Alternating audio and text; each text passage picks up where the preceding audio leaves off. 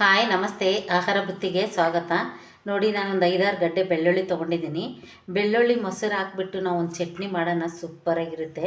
ಬೆಳ್ಳುಳ್ಳಿ ಮೊಸರು ಚಟ್ನಿ ಸಖತ್ತಾಗಿರುತ್ತೆ, ತುಂಬ ಚೆನ್ನಾಗಿರುತ್ತೆ. ಬಿಸಿ ಅನ್ನದ ಜೊತೆಗೆ ಇಲ್ಲ ಅಂದರೆ ಚಪಾತಿ ಜೊತೆಗೆ ತಿನ್ನೋಕೆ ತುಂಬ ಟೇಸ್ಟಾಗಿರುತ್ತೆ. ಈ ಒಂದು 7-8 ಗಡ್ಡೆ ಬೆಳ್ಳುಳ್ಳಿ ನನ್ನ ನಾಟಿ ಬೆಳ್ಳುಳ್ಳಿ ಇತ್ತು, ಬಿಡಿಸ್ಕೊಂಡು ತೊಗೊಂಡಿದ್ದೀನಿ. ಈ ಥರ ನೀಟಾಗಿ ನೀವು ಬಿಡಿಸ್ಕೊಂಡ್ಬಿಟ್ಟು ಒಂದು ಬೆಳ್ಳುಳ್ಳಿ ಚಟ್ನಿ ಮಾಡೋದ್ರಿಂದ ತುಂಬ ಚೆನ್ನಾಗಿರುತ್ತೆ.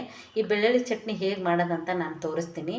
ಇವಾಗ ಈ ಬೆಳ್ಳುಳ್ಳಿ ಚಟ್ನಿಗೆ ಏನೇನು ಬೇಕಂತ ನೋಡ್ಕೊಂಬರೋಣ ಬನ್ನಿ. ನೋಡಿ, ತುಂಬ ಸಿಂಪಲ್ಲು. ಮನೇಲಿರೋದೆ ಮೊಸರು ಮನೇಲಿರುತ್ತೆ, ಚಿಲ್ಲಿ ಪೌಡ್ರ್ ಮನೇಲಿರುತ್ತೆ, ಉಪ್ಪಿರುತ್ತೆ, ಕೊತ್ತಂಬರಿ ಸೊಪ್ಪು. ಹೊರಗಡೆ ಹೋಗಿ ತಂದು ಏನೂ ಮಾಡಬೇಕಾಗಿಲ್ಲ. ಅರ್ಜೆಂಟಾಗಿ ನಾವು ಮನೇಲಿ ಏನೂ ಮಾಡೋಕ್ಕೆ ಟೈಮ್ ಇಲ್ಲ ಅಂದರೆ ಒಂದು 2 ನಿಮಿಷದಲ್ಲಿ 1-2 ಗಡ್ಡೆ ಬೆಳ್ಳುಳ್ಳಿ ಬಿಡಿಸ್ಕೊಂಡು ಈ ಥರ ನಾವು ಚಟ್ನಿ ಮಾಡ್ಕೊಂಡು ತಿನ್ಬೋದು. 1-2 ಸ್ಪೂನ್ ಆಗೋಷ್ಟು ಮೊಸರು, 1-2 ಸ್ಪೂನ್ ಆಗೋಷ್ಟು ಚಿಲ್ಲಿ ಪೌಡ್ರು, 1 ಸ್ಪೂನ್ ಉಪ್ಪು, ಒಂದು ಸ್ವಲ್ಪ ಕೊತ್ತಂಬರಿ ಸೊಪ್ಪು. ಇದನ್ನ ಹೇಗೆ ಮಾಡೋದಂತ ನೋಡ್ಕೊಂಬರೋಣ ಬನ್ನಿ. ನಾವು ಒಂದು ಕುಟಾಣಿ ತೊಗೋಬೇಕು. ಕುಟಾಣಿ ತೊಗೊಂಡ್ಬಿಟ್ಟು ಅದರಲ್ಲಿ ನಾವು ಬೆಳ್ಳುಳ್ಳಿ ಜಜ್ಜೋಣ. ನೋಡಿ, ಎಲ್ಲ ಬೆಳ್ಳುಳ್ಳಿ ಈ ಥರ ನಾವು ಜಜ್ಕೊಂಡು ಇದನ್ನು ಚಟ್ನಿ ಮಾಡೋದ್ರಿಂದ ತುಂಬ ಚೆನ್ನಾಗಿರುತ್ತೆ. ಇದು ನೀಟಾಗಿ ನಾವು ಇದನ್ನು ನುಣ್ಣಗೆ ನಾವು ಇದನ್ನು ಕುಟ್ಕೊಂಬರೋಣ.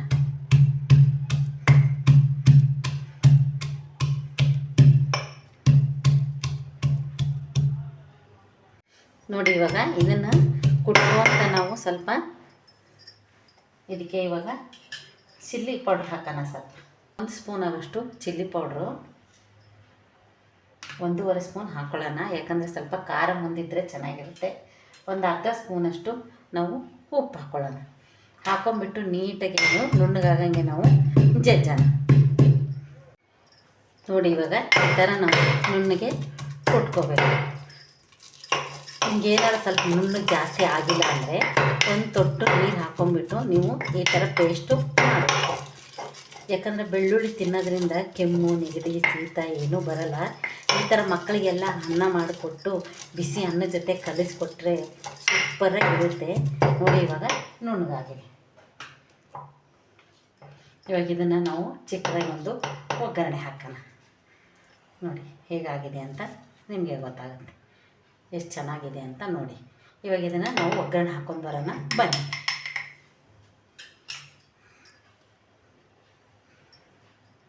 ನೋಡಿ, ಇವಾಗ ಚಿಕ್ಕದೊಂದು ಪಾನ್ ಇಟ್ಕೊಳ್ಳೋಣ. ಚಿಕ್ಕ ಬಾಣಲೆ ಬರುತ್ತಲ್ಲ ಆ ಥರ. ದೊಡ್ಡದಾಗೇನು ಇಟ್ಕೊಳ್ಳೋಕೆ ಹೋಗಬೇಡಿ. ಇವಾಗ ಅದು ಇಟ್ಕೊಂಡ್ಬಿಟ್ಟು ನಾವು 2-3 ಸ್ಪೂನು ಎಣ್ಣೆ ಹಾಕೋಣ. ನೋಡಿ, ಸ್ವಲ್ಪ ಸಾಸಿವೆ ಜೀರಿಗೆ ಹಾಕಿದ್ದೀನಿ. 1-2 ಕಡ್ಡಿ ನಾನು ಕರಿಬೇವು ಸೊಪ್ಪು ಹಾಕ್ತಾಯಿದ್ದೀನಿ.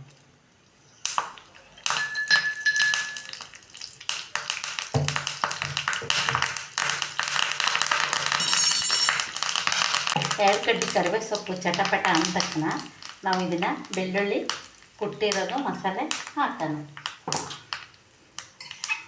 ನೋಡಿ, ಇದರಲ್ಲಿ ಹಾಕಿಬಿಟ್ಟು ಸ್ವಲ್ಪ ಎಣ್ಣೆಯಲ್ಲಿ ಚೆನ್ನಾಗಿ ನಾವು ಅದನ್ನು ಫ್ರೈ ಮಾಡ್ಕೋಬೇಕು. ಇದಿಷ್ಟೇ ಖಾರ ಅಂದರೂ 1-2-3 ಜನ ಉಣ್ಣಷ್ಟಿದು ಅನ್ನಕ್ಕೆ ಹಾಕ್ಕೊಂಡು ಸೂಪರಾಗಿರುತ್ತೆ. ಇದು ತಿಂದರೆ ತುಂಬ ಚೆನ್ನಾಗಿರುತ್ತೆ. ಈ ಥರದೊಂದು ಬೆಳ್ಳುಳ್ಳಿ ಮೊಸರು ಖಾರ ಮಾಡ್ಕೊಂಡು ತಿಂದು ನೋಡಿ, ಸಖತ್ತಾಗಿರುತ್ತೆ. ಇದಕ್ಕೆ ನಾವು ಇವಾಗ ಸ್ವಲ್ಪ ಬೇಯಲಿದು ಒಂದು ಅರ್ಧ ಗ್ಲಾಸ್ ಚಿಕ್ಕದಿರುತ್ತಲ್ವ ಟೀ ಲೋಟ, ಆ ಥರದೊಂದಿಷ್ಟು ನೀರು ಹಾಕೋಣ.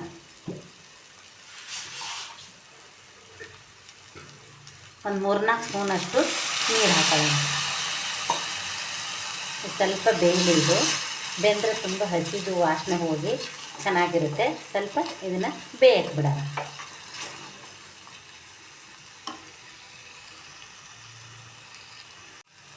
ನೋಡಿ, ಇವಾಗ ರೆಡಿಯಾಗಿದೆ.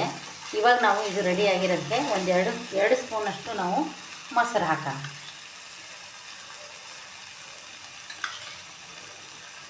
ನೋಡಿ, 1-2 ಸ್ಪೂನ್ ಮೊಸರು ಹಾಕ್ಬಿಟ್ಟು ನಾವು ಚೆನ್ನಾಗಿ ಇದನ್ನು ಮಿಕ್ಸ್ ಮಾಡಿಕೊಂಡು ಇದು ಅನ್ನದ ಜೊತೆಗೆ ತಿಂದರೆ ಸೂಪರಾಗಿರುತ್ತೆ. ತುಂಬ ಚೆನ್ನಾಗಿರುತ್ತೆ, ತುಂಬ ಟೇಸ್ಟ್ ಇರುತ್ತೆ. ಬೆಳ್ಳುಳ್ಳಿ ಖಾರ, ಬೆಳ್ಳುಳ್ಳಿ ಚಟ್ನಿ, ಬೆಳ್ಳುಳ್ಳಿ ರೈಸು, ಬೆಳ್ಳುಳ್ಳಿಯಲ್ಲಿ ಎಷ್ಟು ಥರ ಬೇಕಾದ್ರೂ ಮಾಡಿಕೊಡ್ಬೋದು. ಈಗ ಮಳೆಗಾಲ ಇರೋದಕ್ಕೆ ನಾವು ಈ ಥರ ಬೆಳ್ಳುಳ್ಳಿ ಮೊಸರು ಚಟ್ನಿ ಮಾಡ್ಕೊಂಡು ಅನ್ನದ ಜೊತೆಗೆ ತಿಂದರೆ ತುಂಬ ಚೆನ್ನಾಗಿರುತ್ತೆ. ಮಕ್ಕಳಿಗೆ ತುಂಬ ಒಳ್ಳೆಯದು. ಗಂಟ್ಲು ಕೆರೆತ, ಶೀತ, ನೆಗಡಿ ಏನೂ ಬರೋದಿಲ್ಲ. ವಾರದಾಗ 1-2-3 ಸತಿ ಈ ಥರ ನೀವು ಬೆಳ್ಳುಳ್ಳಿ ಮೊಸರು ಚಟ್ನಿ ಮಾಡಿಕೊಟ್ರೆ ಸಾಕು, ಸೂಪರಾಗಿರುತ್ತೆ. ಇವಾಗ ಬಿಸಿ ಅನ್ನ ನಾನು ಮಾಡಿದ್ದೀನಿ, ಅದ್ರ ಜೊತೆಗೆ ನಾನು ಬೆಳ್ಳುಳ್ಳಿ ಮೊಸರು ಚಟ್ನಿ ಹಾಕಿ ತೋರಿಸ್ತೀನಿ ಬನ್ನಿ. ನೋಡಿ ರೆಡಿಯಾಗಿದೆ. ಇವಾಗ ಇದಕ್ಕೆ ಇವಾಗ ಸ್ವಲ್ಪ ಕೊತ್ತಂಬರಿ ಸೊಪ್ಪು ಹಾಕೋಣ. ಎಲ್ಲ ಅಡುಗೆಗೂ ಕೊತ್ತಂಬರಿ ಸೊಪ್ಪು ಇದ್ರೇ ಸಾಕು, ಸೂಪರಾಗಿರುತ್ತೆ, ತುಂಬ ಚೆನ್ನಾಗಿರುತ್ತೆ. ನೀವು ಮನೇಲಿದ್ದಾಗೆಲ್ಲ ಟೈಮ್ ಇದ್ದಾಗೆಲ್ಲ ಬೆಳ್ಳುಳ್ಳಿ ಬಿಡಿಸಿಟ್ಕೊಂಡು ಇದನ್ನು ನಾನು 3-4 ಜನ ತಿನ್ನಷ್ಟು ನಾನು ಮಾಡಿದ್ದೀನಿ. ನೀವು ಒಂದು 1/4 kg ಬೆಳ್ಳುಳ್ಳಿಯಿಂದ ಕುಟ್ಟಿ ಒಂದು ಡಬ್ಬಿಯಲ್ಲಿ ಹಾಕಿಟ್ರೆ ಅರ್ಜೆಂಟಾಗಿ ಆಚೆಗೆ ಹೋಗಿ ಬಂದಾಗ ನೀವು ಒಂದಿಷ್ಟು ಬಿಸಿ ಅನ್ನ ಇಟ್ಕೊಂಡ್ರೆ ಸಾಕು. ಈ ಥರ ಬೆಳ್ಳುಳ್ಳಿ ಮೊಸರು ಗೊಜ್ಜು ಮಾಡ್ಕೊಂಡು ತಿನ್ಬೋದು. ನೀವು ಇನ್ನೂ ನುಣ್ಣಗೆ ಬೇಕಾದ್ರೂ ಮಿಕ್ಸಿಗೆ ಹಾಕಿ ರುಬ್ಬಿ ಮಾಡ್ಕೋಬೋದು. ನಾನು ತರಕಾರಿಯಾಗಿದ್ದರೆ ಅನ್ನದ ಜೊತೆಗೆ ತುಂಬ ಚೆನ್ನಾಗಿರುತ್ತಂತೆ, ನಾನು ತರಕಾರಿಯಾಗಿ ಮಾಡ್ಕೊಂಡಿದ್ದೀನಿ. ಇವಾಗ ನಾನು ಇದು ರೆಡಿಯಾಗಿದೆ. ಇವಾಗ ಅನ್ನಕ್ಕೆ ಹಾಕಿ ನಾನು ತೋರಿಸ್ತೀನಿ ಬನ್ನಿ. ನೋಡಿ, ನಾನು ಅನ್ನ ಹಾಕ್ಕೊಂಡಿದ್ದೀನಿ ತಟ್ಟೆಗೆ. ಇವಾಗ ನಾನು ಬೆಳ್ಳುಳ್ಳಿದು ಮೊಸರು ಗೊಜ್ಜು ಮಾಡಿದ್ನಲ್ಲ ಅದಕ್ಕೆ ಹಾಕಿಬಿಟ್ಟು ನೀವು ಅನ್ನದ ಜೊತೆಗೆ ತಿಂದರೆ ತುಂಬ ಸೂಪರಾಗಿರುತ್ತೆ, ತುಂಬ ಚೆನ್ನಾಗಿರುತ್ತೆ. ಆ ಥರದ್ದೊಂದು ಅನ್ನ ನೀವು ರೆಡಿ ಮಾಡಿಕೊಂಡು ಮನೆಯಲ್ಲೇ ಗೊಜ್ಜು ಮಾಡಿ ಇಟ್ಕೊಂಡ್ಬಿಟ್ರೆ ಬಿಸಿ ಬಿಸಿ ಅನ್ನದ ಜೊತೆಗೆ ನೀವು ಈ ಥರ ಗೊಜ್ಜೊಂದು ಹಾಕ್ಕೊಂಡು ತಿನ್ಬೋದು. ನೋಡಿ ಎಷ್ಟು ಚೆನ್ನಾಗಿ ಕಲರ್ಫುಲ್ಲಾಗಿರುತ್ತೆ ಅಂತೆ. ಇದ್ರ ಟೇಸ್ಟೇ ತುಂಬ ಚೆನ್ನಾಗಿರುತ್ತೆ. ಬೆಳ್ಳುಳ್ಳಿ ಮೊಸರು ಹಾಕ್ಬಿಟ್ಟು ಚಟ್ನಿ ಮಾಡಿ ಫ್ರಿಜ್ಜಲ್ಲೆಲ್ಲ ನೀವು ಸ್ಟೋರ್ ಮಾಡಿ ಇಟ್ಕೊಂಬಿಡಿ. ನೋಡಿ, ಬಂದಿದ್ದ ತಕ್ಷಣ ಒಂದು ಬಿಸಿ ಅನ್ನ ಮಾಡ್ಕೊಂಡು ಈ ಥರ ಬೆಳ್ಳುಳ್ಳಿ ಮೊಸರು ಚಟ್ನಿ ಮಾಡ್ಕೊಂಬಿಟ್ರೆ ಸಖತ್ತಾಗಿರುತ್ತೆ, ತುಂಬ ಚೆನ್ನಾಗಿರುತ್ತೆ. ಉಪ್ಪು ಖಾರ ನೀವು ಇನ್ನೊಂದು ಸ್ವಲ್ಪ ನೋಡ್ಕೊಂಬಿಟ್ಟು ಹಾಕೋಬೋದು. ನೋಡಿ, ನಿಮಗೆ ಈ ಬೆಳ್ಳುಳ್ಳಿ ಮೊಸರು ಗೊಜ್ಜು ಇಷ್ಟ ಆದಲ್ಲಿ ಲೈಕ್ ಮಾಡಿ, ಶೇರ್ ಮಾಡಿ, ಸಬ್ಸ್ಕ್ರೈಬ್ ಮಾಡಿ. ನಮಸ್ತೆ.